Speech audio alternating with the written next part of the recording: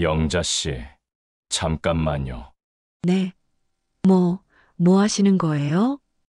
회장님이 제 치마를 걷어 올리려고 하셨어요. 아, 안 돼요. 저는 기겁해서 뒤로 물러섰습니다. 점잖고 품이 있어 보이던 회장님이 왜 자꾸 제 치마를 들추려고 하는 걸까요? 그리고 나중에서야 저는 제 인생을 송두리째 흔들어 놓을 엄청난 진실과 마주하게 됐습니다.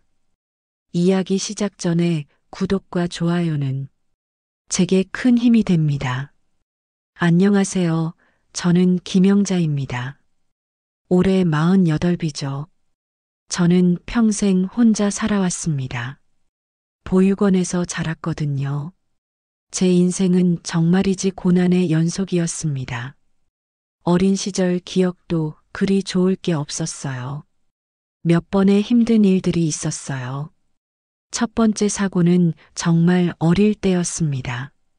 서너 살 정도였을까요? 화재 사건이었는데 정확한 기억은 나지 않아요.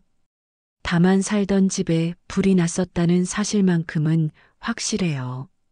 그 증거가 제 오른쪽 허벅지에 손바닥만한 크기의 아주 커다란 흉터로 남아 있거든요. 화상은 정말이지 끔찍하게 아팠습니다. 아마 그때가 서너 살 정도밖에 안 됐던 때 같은데도 아파서 몸부림쳤던 그 기억이 아직까지도 뇌리에 강렬하게 남아 있어요. 그때 엄마 아빠가 계셨던 것 같긴 한데 얼굴이 기억나지 않아요. 다만 따뜻한 손길과 부드러운 목소리만 어렴풋이 남아있을 뿐이에요. 화상을 입고 울고불고 떼를 쓸 때마다 몹시 안타까워하며 저를 달래던 누군가가 있었던 것 같은데 나중엔 그저 상상일지도 모른다는 생각이 들었습니다. 두 번째 사건은 대여섯 살 때였어요. 그날은 정말 혼란스러웠어요. 사람이 붐비는 시장에서 길을 잃었거든요. 엄마를 따라간 건지 아빠를 따라간 건지도 기억이 나지 않아요. 다만 누군가의 손을 잡고 있었는데 사람들 사이에서 그 손을 놓쳐버린 거죠. 아무리 찾아도 보이지 않더라고요. 시장이 어디였는지도 정확히 기억나지 않아요. 그때부터 혼자가 된 거죠. 결국 보육원에서 자라게 됐어요. 평생 엄마 아빠가 그리웠어요. 언젠가 찾아온 엄마 손을 잡고 떠나던 아이를 보고 얼마나 부럽고 마음이 아렸는지 모릅니다. 사정이 어려워진 부모가 자식을 보육원에 맡기는 경우도 많지만 정말로 찾아온 건 처음이었어요. 그 아이와 저는 상황이 다르다는 것을 알면서도 언젠가는 저도 부모님이 찾으러 오기를 간절히 기도했죠. 가끔 꿈에서 누군가가 저를 안아주는 장면이 나와요. 따뜻한 품이었는데 그게 엄마였을까요? 아빠였을까요? 깨고 나면 너무 허전해서 눈물이 나곤 했어요. 흉터 때문에 저는 치마를 입을 때도 항상 긴 치마만 입었어요. 반바지도 절대 입지 않았죠. 누구에게도 보여준 적이 없습니다. 목욕탕에 갈 때도 사람들 눈을 피해서 조용히 씻고 나왔어요. 보육원을 나온 뒤로는 정말 안 해본 일이 없었습니다. 공장에서 부품 조립도 했고 식당에서 설거지도 했어요. 청소일도 수년간 했죠. 결혼은 생각해 본 적도 없었어요. 누가 저 같은 여자를 좋아하겠어요. 나이가 들수록 할 수 있는 일도 점점 줄어들었습니다. 40 넘어서는 공장에서도 안 뽑아주더라고요. 나이가 많다면서요. 그러던 중에 가사 도우미 일을 시작하게 됐습니다. 처음에는 시간제로 했는데 몸이 아픈 할머니 댁에서 일했어요. 그런데 할머니가 돌아가시면서 일자리를 잃게 됐죠. 새로운 일을 찾아야 했습니다. 그때 미순 언니가 소개해 준 곳이 있었어요. 입주 가사도우미 자리였죠. 미순 언니는 가사도우미 소개소를 운영하고 있었거든요. 저보다 7살 많은 분이에요. 영자야, 좋은 자리 하나 있는데 해볼래? 기업 회장님 댁이야. 처음에는 망설여졌어요. 기업 회장님이라니. 저 같은 사람이 그런 집에서 일할 수 있을까 싶었죠. 조건도 나쁘지 않아. 월급도 다른 데보다 많이 주고 방도 따로 있어. 미순 언니가 자꾸 권하더라고요. 그런데 영자야, 혹시 너 어릴 때 일 기억나는 거 있어? 갑자기 이상한 질문을 하시더라고요. 무슨 말씀이세요? 아니야, 그냥. 나도 너랑 같은 보육원 출신이잖아. 부모가 버린 건지 잃어버린 건지도 모르는. 혹시나 해서 미순 언니가 뜸을 들이며 말씀하시는 게 이상했어요. 평소에는 어릴 때 얘기를 잘 안 하시는데 왜 갑자기 그런 말씀을 하시는지 모르겠더라고요. 하지만 더 묻지는 않았습니다. 일단 생계가 급했거든요. 박태수 회장님 댁은 정말 컸습니다. 담장만 해도 제가 사는 원룸 건물보다 길더라고요. 정문을 들어서니 넓은 마당이 펼쳐져 있었어요. 정원도 말끔하게 정리돼 있었죠. 현관문 앞에서 잠깐 주저했습니다. 정말 제가 여기서 일해도 될까 싶어서요. 벨을 누르니 곧 문이 열렸어요. 안녕하세요. 처음 본 박태수 회장님은 생각보다 인자해 보였습니다. 72살이라고 했는데 나이에 비해 정정해 보이셨어요. 키도 크고 옷차림도 단정했죠. 김영자 씨죠? 미순 씨가 많이 이야기해 주었어요. 목소리도 부드러웠습니다. 네, 잘 부탁드립니다. 인사를 드리는데 회장님 시선이 제게 머물러 있는 게 느껴졌어요. 그런데 뭔가 이상했습니다. 단순히 새로운 직원을 보는 시선이 아니었어요. 마치 저를 어디선가 본 적이 있다는 듯한 것도 같고, 아니면 뭔가 탐색하는 것 같기도 했습니다. 들어오세요. 집 구경부터 시켜드릴게요. 회장님이 앞서 걸어가시는데 가끔 뒤를 돌아보셨어요. 저를 살피는 눈빛이 묘하게 서늘했습니다.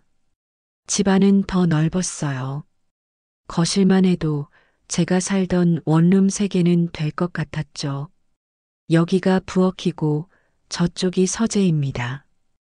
2층에 방들이 있어요. 설명을 들으면서도 계속 시선이 느껴졌어요. 그때 2층에서 누군가 내려왔습니다. 아버지, 새로 오신 분이세요? 40 정도 돼 보이는 여성이었어요. 박소연 씨였죠. 박소연입니다. 잘 부탁해요. 인사는 했지만 표정이 그리 반가워 보이지는 않았어요. 소연이는 제 딸입니다. 이 집에 저랑 소연이 둘이 살아요. 회장님이 소개해 주셨죠. 박소연 씨가 저를 보는 눈빛도 경계하는 느낌이었어요. 영자 씨 방은 1층 끝쪽에 있어요. 작지만 깨끗해요. 방을 보여주시면서도 계속 제 얼굴을 유심히 보시더라고요. 혹시 영자 씨, 어릴 때부터 서울에서 사셨나요? 갑자기 이런 질문을 하시는 거예요. 아니요. 보육원에서 자랐어요. 아, 그랬군요. 그런데 제 대답을 들은 회장님 표정이 묘하게 변했습니다. 뭔가 실망하신 것 같기도 하고, 안도하신 것 같기도 하고, 그날 저녁 식사 준비를 하는데 회장님이 부엌에 자주 오셨어요. 물 좀 주세요. 차 한 잔 부탁해요. 별거 아닌 일로 계속 부엌에 들르시더라고요. 그럴 때마다 제 뒤에서 한참 서 계시는 게 느껴졌습니다. 등 뒤로 시선이 느껴져서 불편했어요. 첫날부터 뭔가 이상했습니다. 일을 시작한 지 일주일 정도 됐을 때였어요. 매일매일 이상한 일들이 계속됐습니다. 아침에 청소를 하고 있으면 회장님이 나타나셨어요. 수고하세요. 인사만 하고 지나가시는 게 아니라 한참을 서서 보고 계시는 거예요. 제가 바닥을 닦고 있는 모습을, 아니, 정확히는 제 다리 쪽을 보고 계신 것 같았어요. 처음에는 그냥 지나갈 줄 알았는데 자꾸 그러시니까 불편해지더라고요. 회장님, 뭔가 필요한 게 있으세요? 물어봐도 아니에요. 그냥이라고 하시면서 돌아가시곤 했어요. 더 이상한 건 차를 가져다 드릴 때였습니다. 거실에서 신문을 보고 계시는 회장님께 차를 갖다 드리려고 했어요. 찻잔을 놓기 위해 몸을 숙이는 순간 회장님이 갑자기 가까이 다가오신 거예요. 너무 가까워서 깜짝 놀랐어요. 조심하세요. 찻잔을 떨어뜨릴 뻔했거든요. 그런데 회장님이 제 치맛자락을 힐끔거리는 게 보였어요. 순간 온몸에 소름이 돋았습니다. 설마 그런 뜻은 아니겠죠? 저보다 나이가 한참이나 많은 분인데. 하지만 그런 일이 자꾸 반복됐어요. 청소할 때도, 요리할 때도, 심지어 빨래를 넣을 때도 어디선가 지켜보고 계신 느낌이었어요.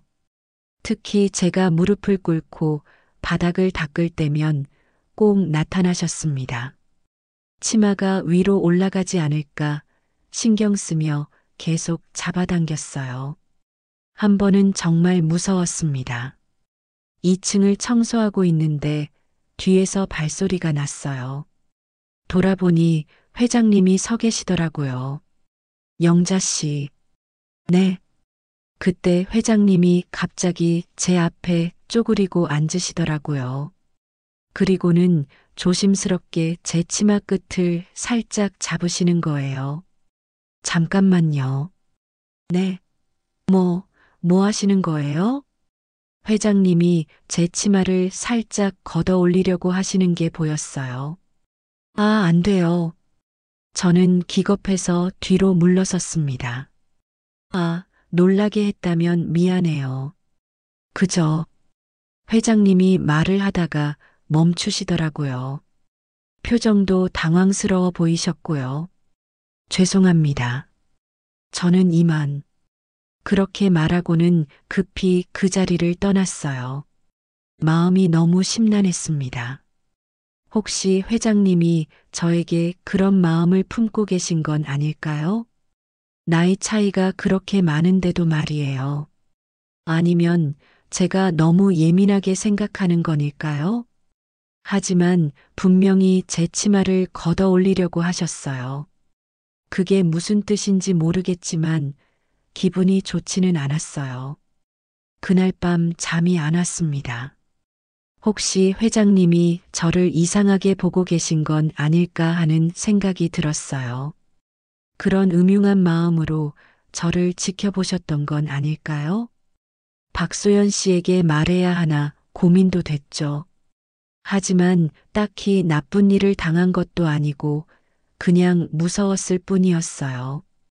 게다가 이 일을 잃으면 또 어디서 일자리를 구하겠어요.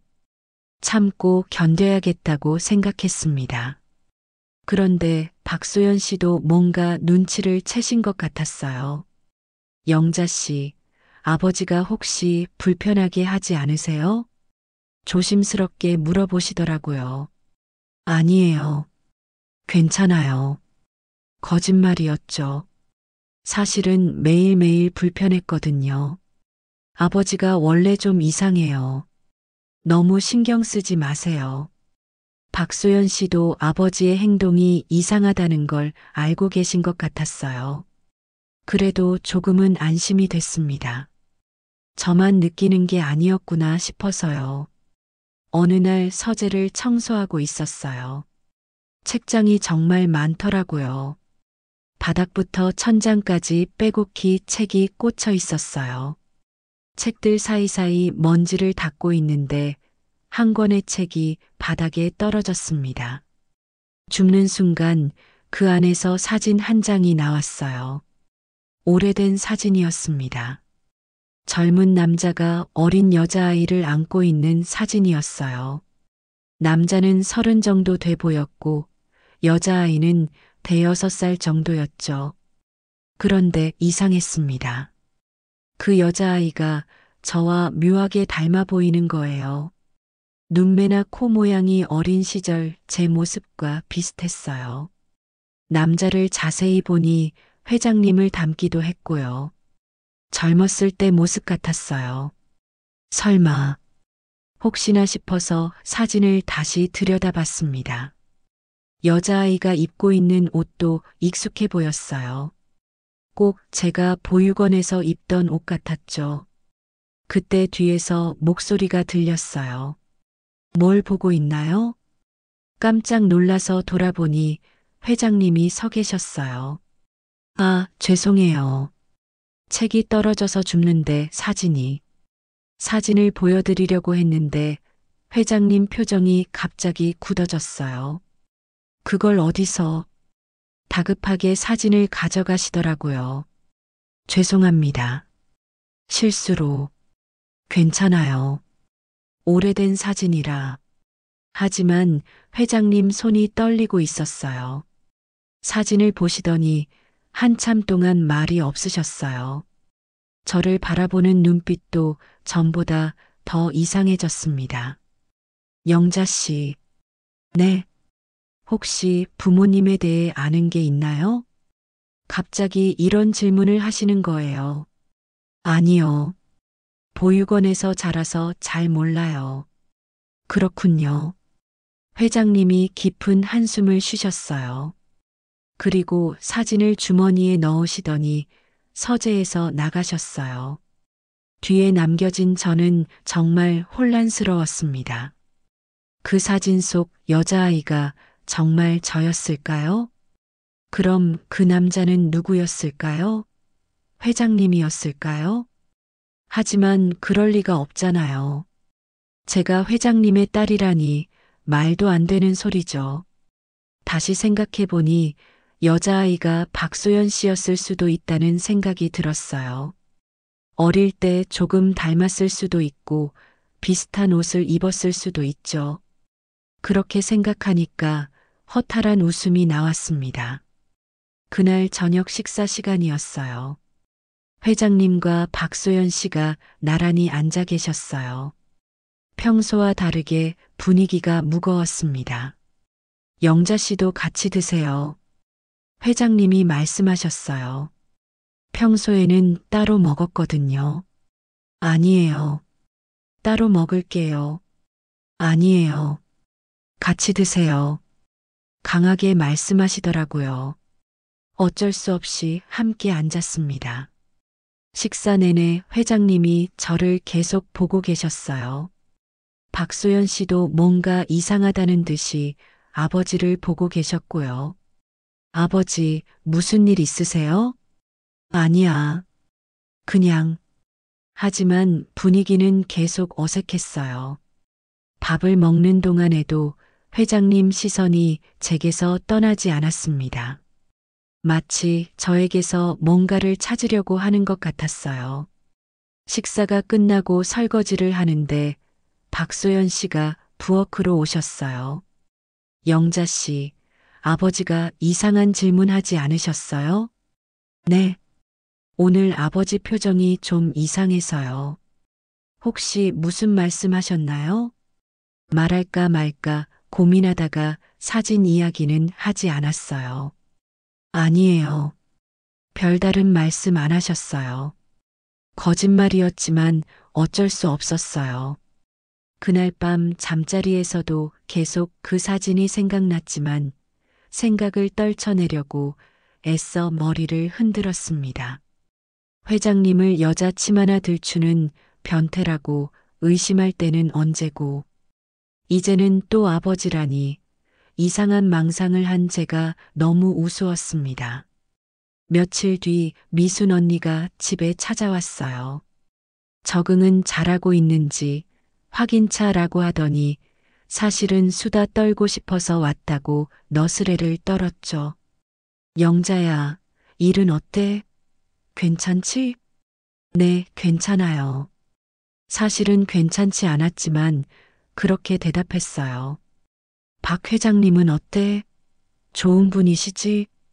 미순 언니가 묘한 미소를 지으며 물어보시더라고요. 네, 좋으신 것 같아요. 그분 젊었을 때 참 잘생겼었대. 사업도 잘하셨고, 갑자기 옛날 이야기를 하시더라고요. 언니는 어떻게 아세요? 나도 주워들었지. 영자야, 그런데 말이야. 네, 박 회장님 댁도 옛날에 불이 난 적이 있다더라. 갑자기 화재 이야기를 꺼내시는 거예요. 네, 응, 오래전 일인데 무슨 마가 꼈었는지 한동안 회장님 댁에 횡액이 끊이지 않았대. 큰 불이 나서 집도 잃고 사람도 많이 다쳤다지. 그러고 나서 한숨 돌리기도 전에 첫째 딸도 잃어버렸다지 뭐니. 사모님은 잃어버린 딸 때문에 오랫동안 가슴앓이 하다가 결국 떠나셨다더라. 딸을 잃어버렸다고요? 소연 씨 말고 또 딸이 있었다고요? 그래. 미순 언니 말을 들으니 가슴이 이상하게 뛰었어요. 잃어버린 그 따님은 몇 살이었대요? 글쎄, 대여섯 살? 아니면 7살 정도라고 했나? 정확히는 모르겠어. 그래요? 딸을 잃어버렸다기에 솔직히 나도 좀 솔깃했었어. 근데 나이대가 나랑은 안 맞기도 하고 무엇보다 난 화상 입은 적이 없잖아. 근데 영자야, 어째 너랑 좀 비슷한 얘기 같지 않니? 너도 어릴 때 화재로 다쳤고 부모 잃어버렸고 미순 언니가 의미심장하게 말씀하시더라고요. 그냥 우연의 일치겠죠. 그럴까? 세상에 우연이 그렇게 많을까? 혼잣말처럼 내뱉고 한참 생각하던 언니가 또 말을 꺼냈어요. 그런데 영자야, 혹시 내 허벅지 흉터 말이야. 네, 그거 화상 흉터 맞지? 갑자기 제 흉터 이야기를 하시는 거예요. 네, 맞아요. 어떻게 아세요? 어릴 때 보육원에서 봤잖아. 목욕할 때. 아, 그렇구나. 그 흉터가 좀 특별해 보이더라. 모양도 그렇고, 미순 언니 눈빛이 이상했어요. 뭔가를 암시하는 것 같았거든요. 언니, 뭔가 알고 계신 거예요? 뭔가 있으면 제발 말해주세요. 내가 뭘 알겠어. 그냥 머릿속으로 소설 좀 써보는 거지. 재밌잖아. 그렇게 말하고는 더 이상 말씀해주지 않으셨어요. 미순 언니가 떠난 뒤 혼자 생각해 봤어요. 혹시 회장님이 정말로 제 아버지일까요? 화재 사고, 잃어버린 딸이 저와는 연관성이 없는 일일까요? 그저 우연의 일치일 뿐일까요? 그렇지만 우연이기엔 너무 많은 게 맞아떨어지는 것 같았어요. 그날 밤 박소연 씨가 제 방으로 왔어요. 영자 씨, 잠깐 얘기할까요? 네, 들어오세요. 오늘 아버지가 이상한 말씀을 하시더라고요. 어떤 말씀요? 옛날에 잃어버린 언니 이야기를요. 평소에는 그런 말씀 안 하시는데 박소연 씨도 뭔가 이상하다고 느끼고 계신 것 같았어요. 아버지가 재혼이세요? 아니에요. 제 어머니가 돌아가신 뒤로 혼자 사셨어요. 그런데 제 언니가 있었대요. 언니요? 네. 제가 태어나기 전에 언니가 있었는데 어릴 때 잃어버렸대요. 시장에서 잃어버린 이야기가 또 나왔어요. 그래서 아버지가 항상 그 언니를 그리워하세요. 가끔 꿈에서 만난다고 하시기도 하고, 박소연 씨 말을 들으니 가슴이 이상하게 뛰었어요. 언니는 어떻게 생겼다고 하셨어요? 글쎄요. 잘 말씀 안 하시는데. 그런데 오늘은 영자 씨 보니까 언니 생각이 난다고 하시더라고요. 정말 소름이 돋았습니다. 혹시 정말 제가 그 잃어버린 언니인 건 아닐까요? 그 이후로 박소연 씨 태도가 조금씩 바뀌었어요. 처음에는 저를 경계했었는데 이제는 묘하게 친근해 하시더라고요. 영자 씨, 차 한잔 할까요? 일을 마치고 나면 자주 불러서 함께 차를 마셨어요. 영자 씨는 정말 가족이 없으세요? 네, 혼자예요. 외롭지 않아요? 처음엔 그랬는데 이제 익숙해졌어요. 저도 결혼 안 하고 아버지랑 사는데 가끔 외로워요. 박소연 씨가 속마음을 털어놓으시더라고요. 왜 결혼 안 하세요? 글쎄요. 인연이 없나 봐요. 그리고 아버지 혼자 두기도 그렇고 대화를 나누다 보니 박소연 씨가 참 외로운 분이라는 생각이 들었어요. 저와 비슷한 면이 있다고 할까요? 한 번은 같이 장을 보러 간 적이 있어요. 영자 씨, 혹시 매운 거 못 먹어요? 아니요, 잘 먹어요.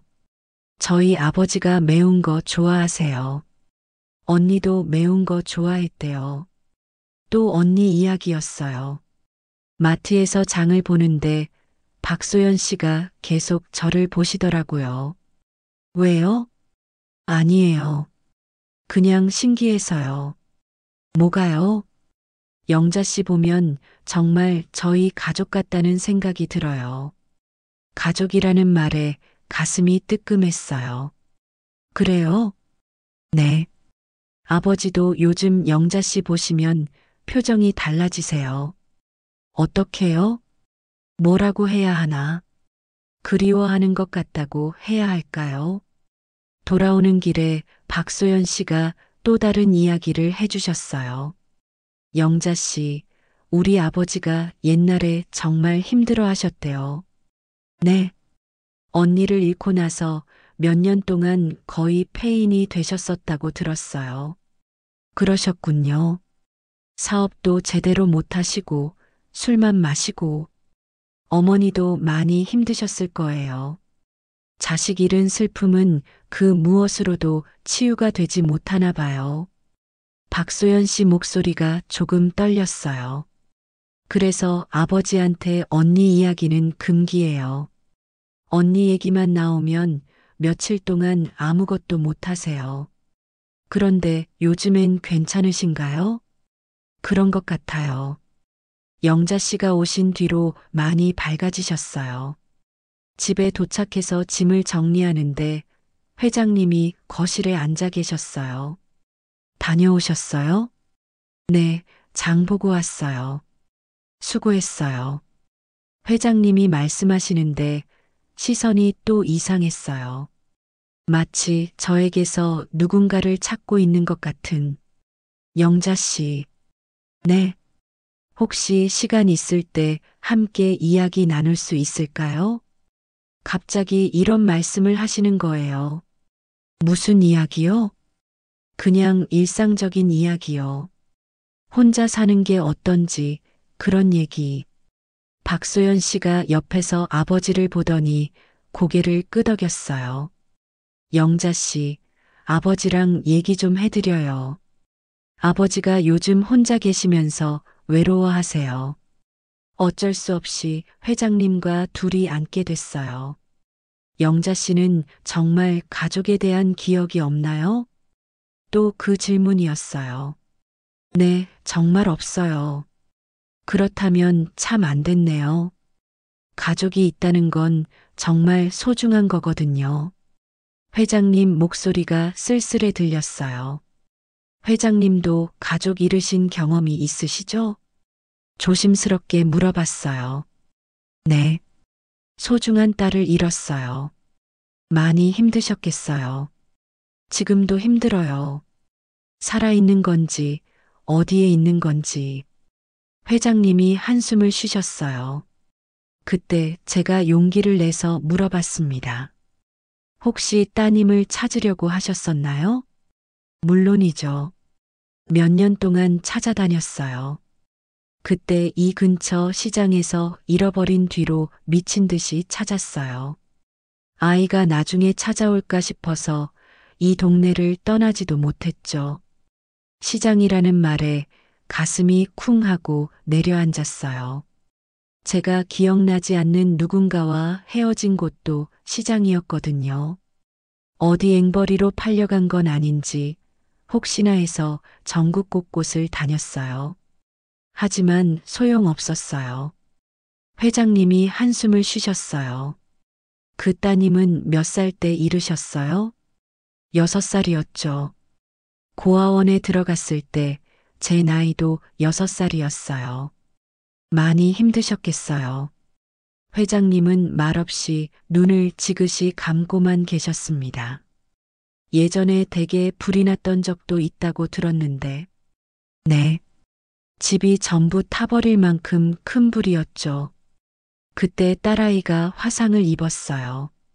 그래도 목숨을 부지했으니 천만다행이라고 생각했는데, 결국 잃어버릴 줄 누가 알았겠습니까? 다 내 잘못이죠. 따님이 화상을 입었었다고요? 어디에요? 다리에 큰 화상을 입었어요. 오른쪽 허벅지. 순간 온몸이 얼어붙었습니다. 제 흉터와 정확히 같은 부위였어요. 영자 씨, 괜찮아요? 얼굴이 하얘졌는데. 아, 네. 괜찮아요. 하지만 괜찮지 않았어요. 심장이 너무 빨리 뛰어서 숨쉬기가 힘들었어요. 오늘은 일찍 쉬세요.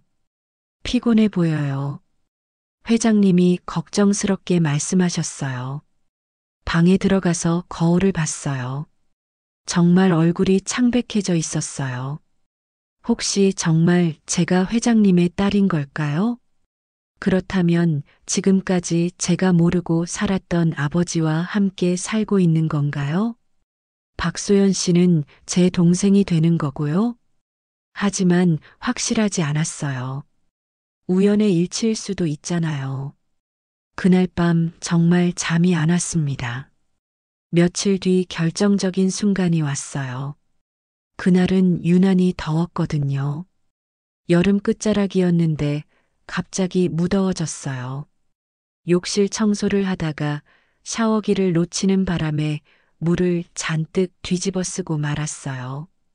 강한 수압 때문에 이리저리 날뛰는 샤워기에 온몸이 흠뻑 젖어버렸죠. 젖은 치마가 다리에 붙어서 불편했어요. 방에 가서 갈아입으려고 했는데 회장님이 복도에서 나타나신 거예요. 영자 씨, 왜 그래요? 아, 옷이 젖어서 갈아입으려고요. 그때였어요. 젖은 치마가 다리에 딱 달라붙으면서 흉터 모양이 드러난 거예요. 회장님이 그걸 보시더니 갑자기 얼굴이 하얘지셨어요. 저건, 네. 영자 씨, 잠깐만요. 회장님이 다급하게 말씀하시더라고요. 다리 좀 볼 수 있을까요? 네. 갑자기 무슨 소리인지 모르겠더라고요. 제발이요. 한 번만. 회장님 목소리가 떨리고 계셨어요. 왜요? 무슨, 혹시 거기 흉터가 있지 않나요? 순간 온몸에 소름이 돋았어요. 설마, 그렇긴 하지만, 보여주세요. 제발, 제 앞에서 무릎을 꿇고 계시는 거예요. 저는 조심스럽게 치마를 조금 올려서 허벅지 흉터를 보여드렸어요. 회장님은 그 흉터를 보시더니 털썩 주저앉아 눈물을 흘리기 시작하셨어요. 맞아. 이거야. 바로 이 흉터야. 그렇지만 회장님, 단순히 우연일 수도 있지 않을까요? 저도 목이 메어서 말을 삼켰어요. 혹시 허리에도, 네. 허리 왼쪽에 작은 모반이 있지 않나요? 콩알 만한 크기. 저는 더욱 놀랐어요. 정말 제 허리에는 작은 모반이 있거든요. 어떻게 그걸 보여주세요. 제발. 떨리는 손으로 옷을 조금 올려서 허리에 모반을 보여드렸어요. 회장님이 그걸 보시더니 완전히 무너지셨어요. 소희야. 네. 너는 내 딸이야. 내가 그토록 찾던 내 딸. 뭐라고요? 내 허벅지에 있는 그 흉터와 허리의 모반. 그게 증거야. 너는 잃어버린 내 큰딸 박소희야. 온몸이 떨렸어요. 그럴 리가 없어요. 제 이름은 김영자. 문득 지금 쓰고 있는 제 이름 본명이 아닐지도 모른다는 사실이 떠올랐어요. 저를 보육원에 데려다 준 분 이름도 김영자 씨였다는 걸 나중에서야 알았거든요. 확실해. 넌 내 딸 소희야. 회장님이 계속 눈물을 흘리셨어요. 어릴 때 시장에 엄마와 함께 장을 보러 갔는데 사람들 틈에서 길을 잃었지. 혼란스러웠지만 저도 점점 믿고 싶었어요. 저는 천천히 고개를 끄덕였어요. 그보다 더 어릴 때 집에 불이 났었고, 그래서 오른쪽 허벅지에 화상을 입었지. 허리에는 원래부터 작은 모반이 있었어. 모든 것이 일치했어요. 그럼 정말 저는 내 딸이야, 내 딸. 박소희. 회장님이 제 손을 잡으셨어요. 그동안 혼자 얼마나 힘들었니? 아빠가 미안해. 아빠라는 말에 눈물이 터졌어요. 평생 불러본 적 없는 이름이었거든요. 정말 제가 회장님 딸이에요? 그래. 내가 평생 찾던 딸이야. 그때 박소연 씨가 뛰어왔어요. 아버지, 무슨 일이에요? 울음소리가. 상황을 본 박소연 씨가 깜짝 놀라셨어요. 소연아, 내 언니야. 네. 정말 내 언니야. 내가 잃어버린 딸이야. 박소연 씨도 눈물을 흘리기 시작했어요. 언니? 네. 박소연 씨가 저를 꼭 안아주었어요. 언니, 진짜 제 언니예요? 그런가 봐요.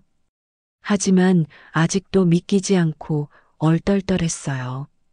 아버지, 정말 확실한 거예요? 박소연 씨가 물어봤어요. 흉터와 모반이 정확히 일치해. 하지만 더 확실하게 하려면 회장님이 말씀하시더라고요. 유전자 검사를 해보자. 그럼 알게 되겠지. 그럼 그렇게 해요. 저도 정말 확실하게 알고 싶었거든요. 며칠 뒤 유전자 검사 결과가 나왔어요. 99.9% 일치. 확실한 부녀지간이었습니다. 정말이구나. 회장님이 결과지를 보시며 또 눈물을 흘리셨어요.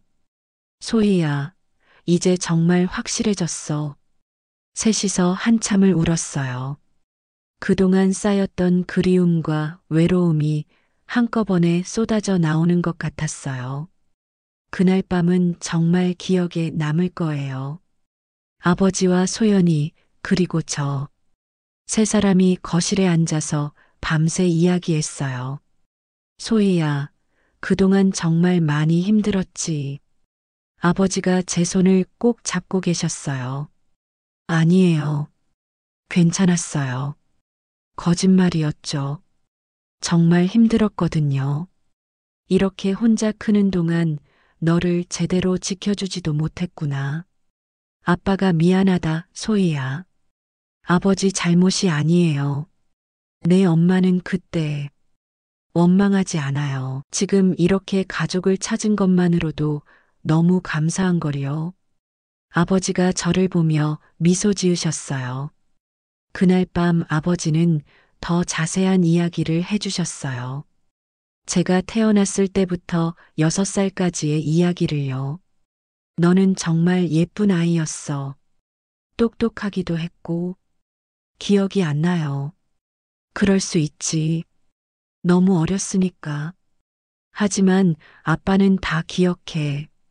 아버지 눈에 또 눈물이 맺혔어요. 엄마는 어떤 분이셨어요? 너를 정말 사랑했어. 매일 너랑 놀아주고, 책도 읽어주고. 저도 엄마를 사랑했겠죠? 그럼, 엄마만 보면 웃고 난리였어. 소연이도 옆에서 이야기에 끼어들었어요. 언니, 저는 어릴 때는 언니가 있다는 걸 몰랐어요. 아버지가 말씀 안 해주셨거든요. 너무 슬펐거든. 얘기하기도 힘들었어. 아버지가 고개를 숙이셨어요. 그런데 어떻게 제가 여기서 일하게 됐을까요? 갑자기 궁금해졌어요. 그건 이미순 씨가. 아버지가 말씀하시다가 멈추셨어요. 미순 언니가 뭐요? 나중에 그러더구나. 우리 집 사정을 듣고 혹시나 했었다고. 그래서 저를 여기 소개해 주신 거래요? 아버지가 고개를 끄덕이셨습니다. 그제서야 미순 언니 행동이 이해됐어요. 왜 자꾸 이상한 질문을 하셨는지, 왜 이 집을 소개해 주셨는지. 그럼 미순 언니는 처음부터 의심하고 있었네요. 그런 것 같다. 하지만 확신은 없었을 거야. 아버지가 저를 처음에 이상하게 보셨던 것도 뭔가 느낌이 있으셨던 거예요? 그래. 그땐 미안했다. 확신이 서지 않아서 계속 확인하고 싶었어. 아버지가 멋쩍게 웃으셨어요. 그때 정말 무서웠어요. 당연하지. 갑자기 그러면 놀랄 수밖에. 하지만 이제는 괜찮아요. 정말 마음이 편해졌어요.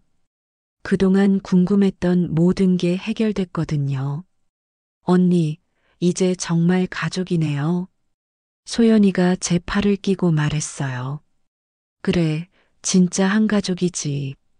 아버지도 웃으며 말씀하셨어요. 가족이라는 말이 이렇게 따뜻할 줄 몰랐어요. 평생 혼자 살면서 가족이 그리웠거든요. 아버지. 처음으로 아버지라고 불렀어요. 그래, 딸아. 아버지가 눈물을 흘리셨어요. 사랑해요. 나도 사랑한다, 소희야. 소연이도 같이 울었어요. 언니, 저도 사랑해요. 나도 소연아. 정말 오랜만에 느껴보는 따뜻함이었어요. 그 다음 날부터 모든 게 달라졌어요. 더 이상 가사도우미가 아니라 이 집의 큰딸이었거든요. 아침에 일어나면 아버지가 잘 잤니? 라고 물어보셨어요. 소연이는 언니, 오늘 뭐 할래? 라고 물어봤고요. 정말 꿈만 같았습니다. 미순 언니도 집에 찾아왔어요. 소희야, 정말 다행이다. 언니는 다 알고 계셨던 거죠? 어느 정도는. 하지만 확실하지 않았어. 괜히 말했다가 실망시킬까봐. 고마워요, 언니. 뭘, 가족은 함께 있어야지. 그날 저녁 아버지가 말씀하셨어요. 소희야, 이제는 혼자가 아니야. 네, 아버지. 앞으로는 아빠가 다 책임질게. 혼자 고생하게 하지 않게. 아버지, 저는 괜찮아요. 아니야. 그동안 너무 고생했어. 이제는 딸로 살아. 정말 감사했어요. 평생 찾던 가족을 드디어 만났으니까요. 그날 밤 잠자리에 들면서 생각했어요. 모든 게 꿈만 같다고. 하지만 꿈이 아니었어요. 현실이었거든요. 48살에 찾은 가족이었지만 늦지 않았다고 생각해요. 이제라도 함께 할 수 있으니까요. 창밖을 보니 별이 참 밝더라고요. 저 별들 중에 어머니도 계실까요? 어머니가 우리 가족이 다시 만난 걸 보고 기뻐하실까요? 분명 그러실 거예요. 어머니, 저 이제 가족이 생겼어요. 아버지와 동생도 만났고요. 혼자 중얼거리며 잠이 들었어요. 그날 밤은 정말 깊게 잠들었습니다. 평생 처음으로 마음 편히 잠든 것 같아요. 가족의 품에서요. 다음 날 아침 눈을 떠보니 아버지와 소연이가 제 방문 앞에서 기다리고 계셨어요. 언니, 일어났어요? 응, 일어났어. 오늘 뭐 하고 싶어요? 글쎄, 뭐든 좋아. 그럼 가족 사진 찍을까? 소연이가 제안했어요. 좋아. 나도 좋다. 아버지도 웃으시며 동의하셨어요. 그렇게 우리는 첫 번째 가족 사진을 찍었어요. 아버지 가운데, 양쪽에 소연이와 저, 모두 환하게 웃고 있는 사진이었어요. 사진을 보니 정말 닮았더라고요. 가족이라는 게 느껴졌어요. 이 사진 액자에 넣어서 거실에 걸자. 아버지가 말씀하셨어요. 네, 좋아요. 그날 오후에는 세 명이 함께 쇼핑을 갔어요. 예쁜 옷도 사주시고 맛있는 음식도 사 먹었어요. 길에서 만난 사람들이 가족이세요? 라고 물어보면 네, 가족이에요 라고 대답했어요. 그 말이 이렇게 좋을 줄 몰랐어요. 이제 저에게도 집이 생겼고 가족이 생겼어요. 더 이상 혼자가 아니에요. 회장님이 내 치마 속에서 찾던 것은 바로 이것이었어요. 잃어버린 딸의 흔적. 그리고 저는 찾아야 할 아버지를 만난 거였고요. 이제 우리는 진짜 가족입니다. 늦었지만 행복한 가족이요.